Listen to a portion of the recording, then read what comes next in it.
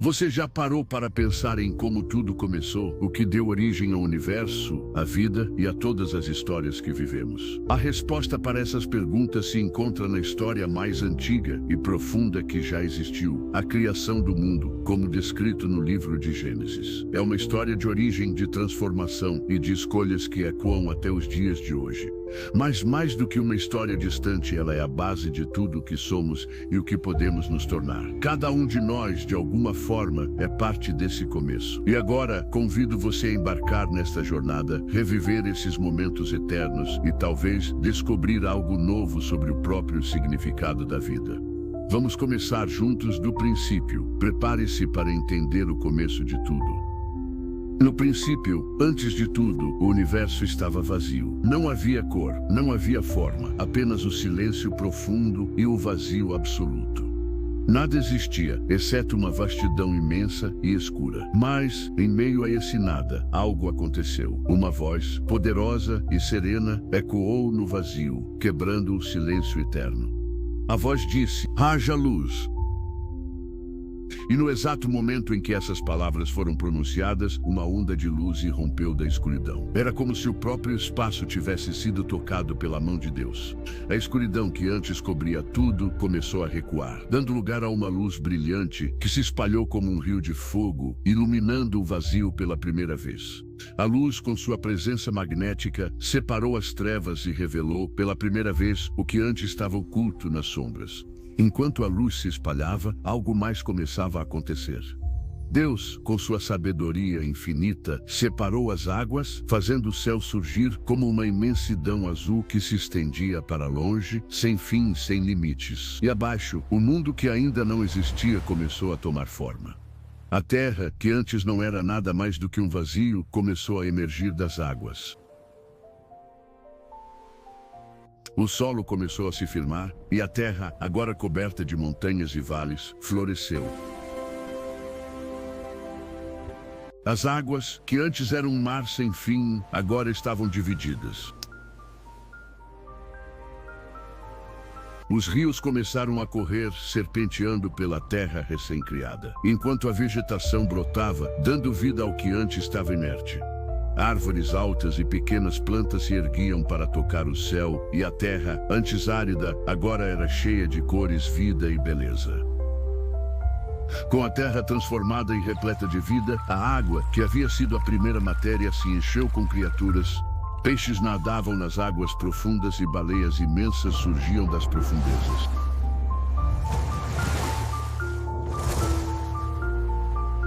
No céu, as aves começaram a voar, cortando as correntes de vento com suas asas. A terra, antes desolada, agora estava cheia de animais pequenos e grandes, caminhando, correndo e saltando por toda parte. Tudo parecia ter sido criado com um propósito perfeito. Cada criatura, desde as mais pequenas até as maiores, tinha um papel, uma razão para existir. Deus olhou para tudo o que havia criado e sorriu. Ele viu que era bom, mas algo ainda faltava. Algo maior, mais sublime, estava por vir. E então Deus, que já havia criado tudo com sua mão poderosa, moldou o homem. Ele pegou o pó da terra e com delicadeza formou Adão. Porém, Adão ainda não se movia. Ele estava ali como uma escultura inerte. Então Deus, com sua respiração divina, soprou sobre Adão, e no instante em que o fez, Adão abriu os olhos e a vida entrou em seu ser. Adão olhou ao redor e viu um mundo belo, mas sentiu que algo estava faltando. Ele estava sozinho. Deus, com a sua sabedoria, percebeu isso também. E, ao olhar para Adão, viu que ele precisava de uma companhia, alguém para compartilhar aquela imensa criação. Então Deus fez Adão cair em um sono profundo e retirou uma de suas costelas. Daquela costela, Deus moldou Eva e a trouxe para Adão. Quando Adão acordou e viu Eva pela primeira vez, ele percebeu que ela era a completude que ele sempre havia procurado. Ela era parte dele e juntos eles eram perfeitos, a imagem de Deus na terra.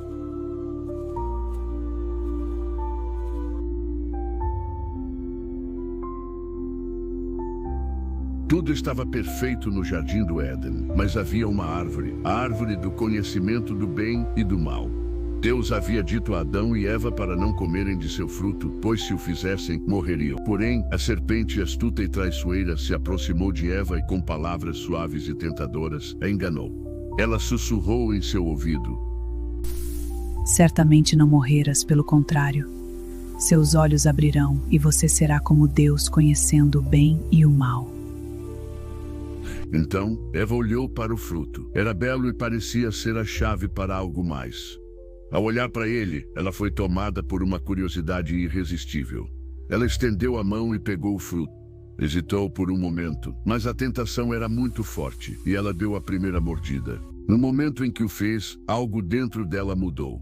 Seus olhos se abriram e a inocência que ela tinha antes desapareceu. Ela sentiu vergonha pela primeira vez. Eva então ofereceu o fruto a Adão. Ele, sem questionar, também o comeu. Imediatamente, seus olhos se abriram. Eles perceberam que estavam nus, sentiram vergonha e pela primeira vez experimentaram medo.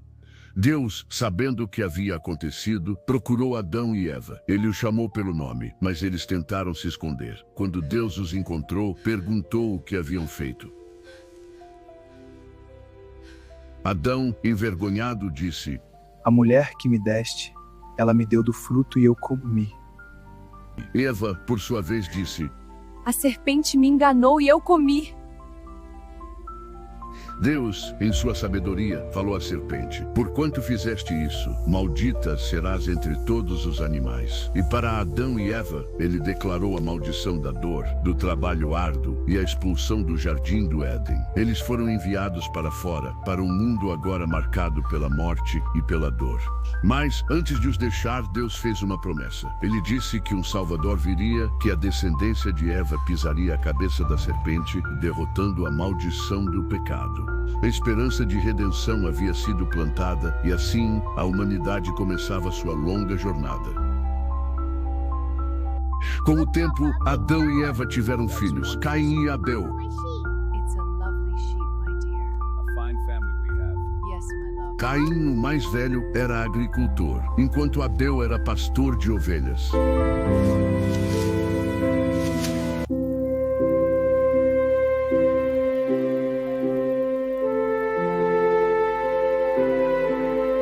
Ambos ofereceram sacrifícios a Deus, mas Deus se agradou da oferta de Abel, que havia sido feita com coração sincero.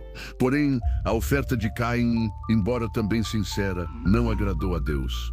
Caim, tomado pela inveja, deixou que o ódio tomasse conta de seu coração. Em um momento de raiva, Caim levou Abel para o campo e lá, com um golpe brutal, o matou. O sangue de Abel clamava da terra. Deus, que ouviu o clamor, confrontou Caim, perguntando-lhe: Onde está o teu irmão? Caim, com arrogância, respondeu: Não sei, sou eu o guardador do meu irmão? Deus, com tristeza, disse: O que fizeste? O sangue de teu irmão clama a mim da terra. Caim foi amaldiçoado, mas Deus, em sua misericórdia, colocou um sinal sobre ele para que ninguém o matasse.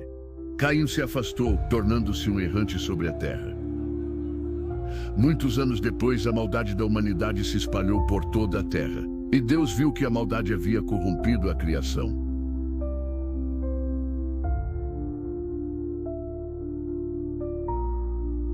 Contudo, Noé, um homem justo, encontrou favor diante de Deus. Deus, em sua misericórdia, ordenou a Noé que construísse uma arca, pois ele traria um grande dilúvio para purificar a terra.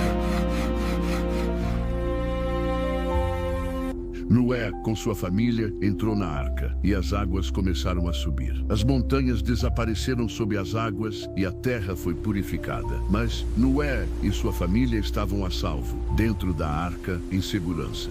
Quando as águas se acalmaram, Noé e sua família saíram da arca, e Deus fez uma promessa.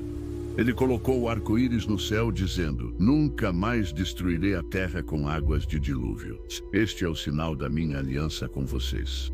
Com o fim do dilúvio e o arco-íris no céu, uma nova promessa se fez. A promessa de redenção, de transformação e de esperança. O que começou com a criação do mundo, com a busca pela harmonia e a queda, nos ensina até hoje sobre escolhas, consequências e, principalmente, sobre a graça e a segunda chance. A história de Gênesis não é apenas sobre um passado distante. Ela é sobre nós. Cada decisão, cada momento de criação, de queda, de arrependimento e redenção, nos convida a refletir sobre o que fazemos com nossa própria vida, com nossas escolhas e com a nossa fé. E a história não termina aqui, ela continua em cada um de nós, nas decisões que tomamos e nas mudanças que buscamos. O que você fará com a sua história? Reflita e que a promessa de redenção e de novas possibilidades também seja uma realidade em sua vida. O começo está sempre ao nosso alcance e a jornada continua.